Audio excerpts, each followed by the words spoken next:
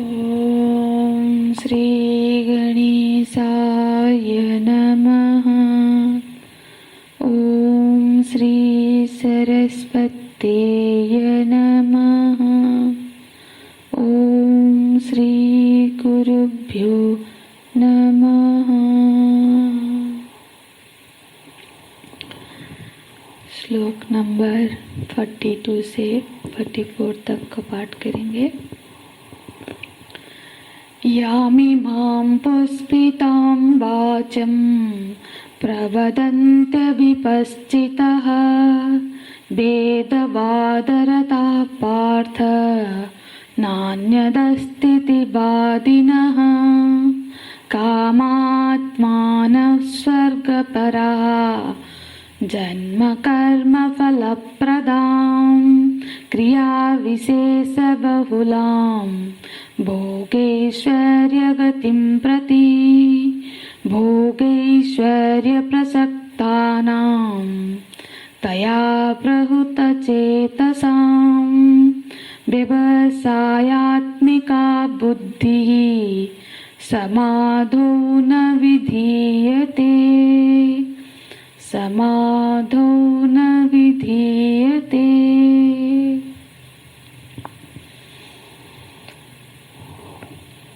योग बुद्धि से रहित जो सिर्फ कर्म परायण लोग हैं, क्योंकि कर्म और फल ये प्रत्यक्ष दिखता है कि हमने ये कर्म किया और ये फल प्राप्त हुआ, तो तत्क्षण फल दिखता है, इसीलिए कर्म पर आस्था बढ़ जाती है।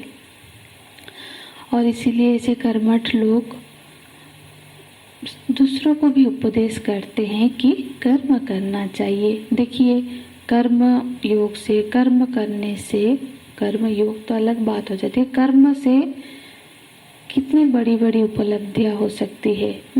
कर्मनिष्ठ लोग ऐसे बोलते हैं और सुनने वालों को ऐसा ये बातें बहुत अच्छी लगती है। पुष्प, इसलिए भगवान बोलते हैं पुष्पितां वाचं प्रवदन्ति, मानो कि पुष्प वर्षा कर रहे हैं।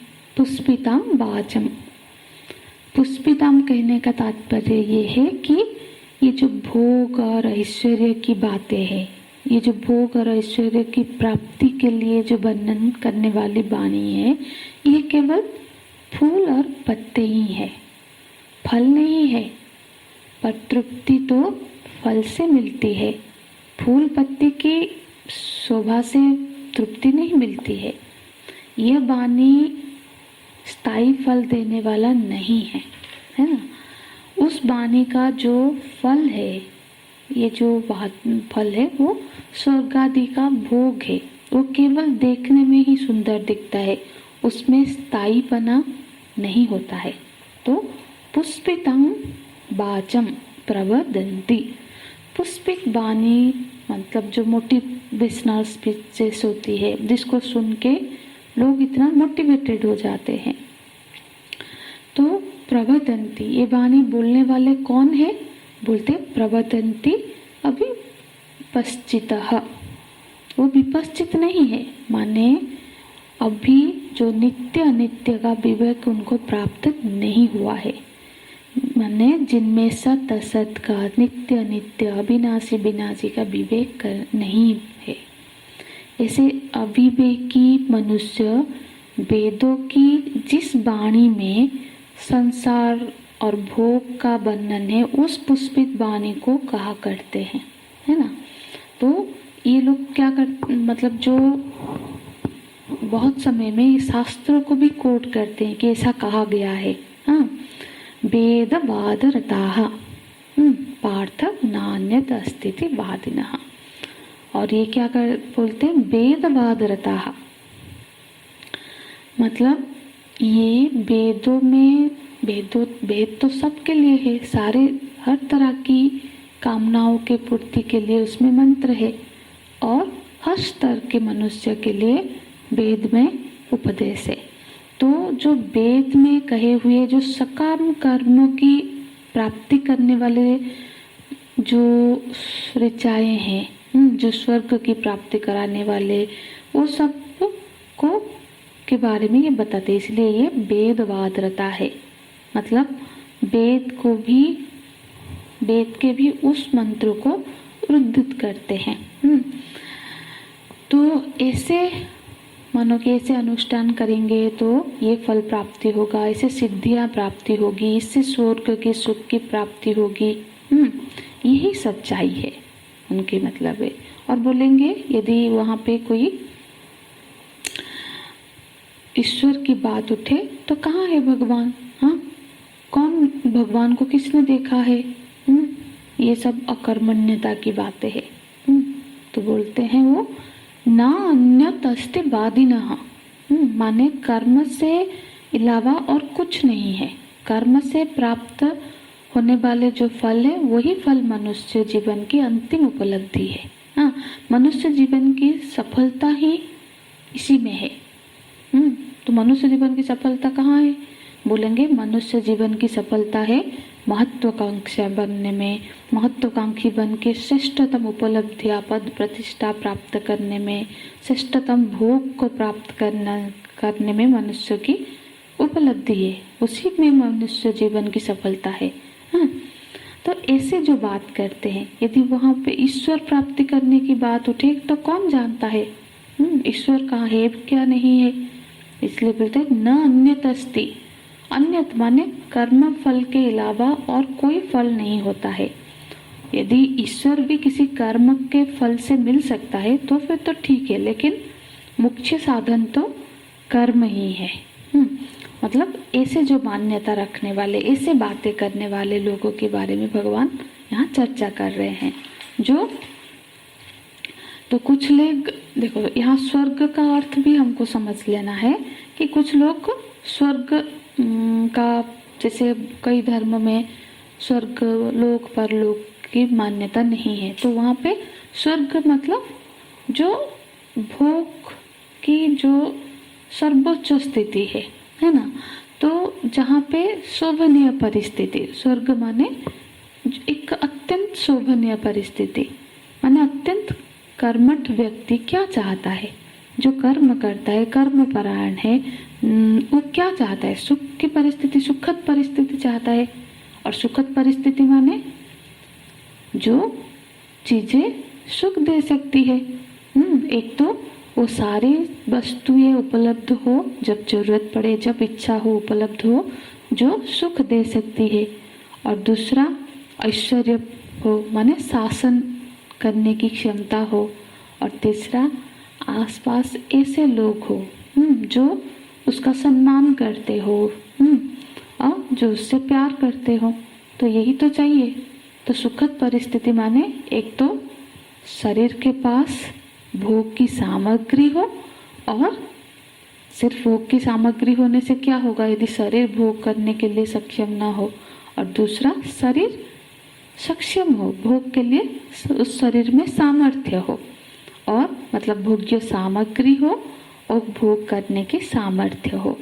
और साथ ही साथ चारों तरफ ऐसे लोग हो जो सम्मान देते हो, मान देते हो, इम्पोर्टेंस देते हो। और साथ ही साथ चाहिए कि भविष्य की चिंता ना हो, भविष्य में कुछ हो जाए तो, ये सब छीन जाए तो, मतलब तात्कालिक जो चोर शत्रु का भय ना हो। इस तरह की परिस्थिति ही अभिष्ट होती है। जो भी मेहनत करता है ऐसी परिस्थिति बनाए रखने की ही कोशिश करता है। तब परिस्थितियों का जो श्रेष्ठतम रूप होता है उसी को स्वर्ग बोलते हैं। अब जो कर्मठ व्यक्ति है, जो कर्मशील व्यक्ति है, वो ऐसी परिस्थिति चाहता है। मतलब वो परिश्रम करके कर्म से वो ऐसी परिस्थिति बनाना चाहता है जहाँ वो ऐसे सारी सुख सुविधा की वस्तुएं उसको प्राप्त हो, लोगों में उसकी प्रतिष्ठा हो, उसको कोई शासन का पद हो उसके पास, और मतलब और साथ ही साथ यही सब मोह माया में।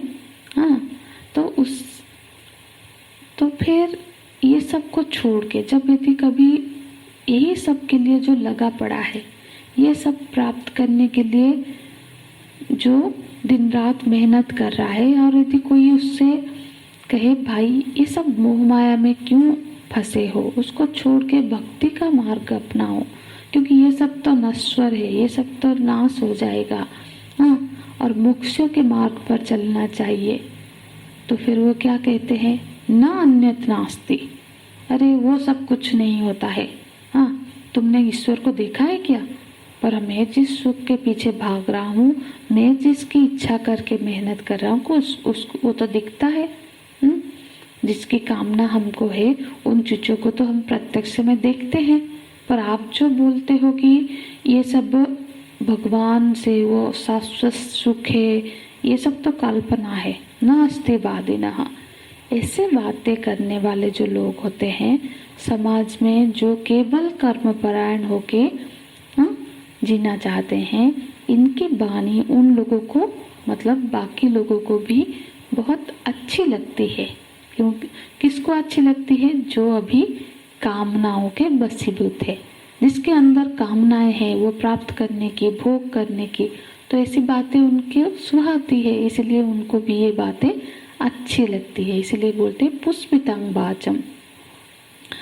और इसलिए तो बहुत सारे कंपनियों में भी, ऑफिसर्स में मोटिवेशनल स्पीचेस दिया जाता है कि स्टाफ्स के लिए, कि किसके लिए, कि 8 घंटे से जगह वो 10 घंटा काम करे। तो ये सब जो चीज़ें हैं वो कौन करते हैं, ताकि लोग उत्साही होके, तत्पर होके काम करें। तो इन लोगों का, ये किन लोगों को अच्छा लगता है? ये पुष्पितम वाचम ये कौन बोलते हैं? तो उनका थोड़ा व्याख्या करते हैं आगे के श्लोक में। भगवान बोलते हैं, कामात्मानः स्वर्गपराः जन्म कर्म फल प्रदाम। तो ये जो न स्थिति वादिनः, ये कौन लोग है?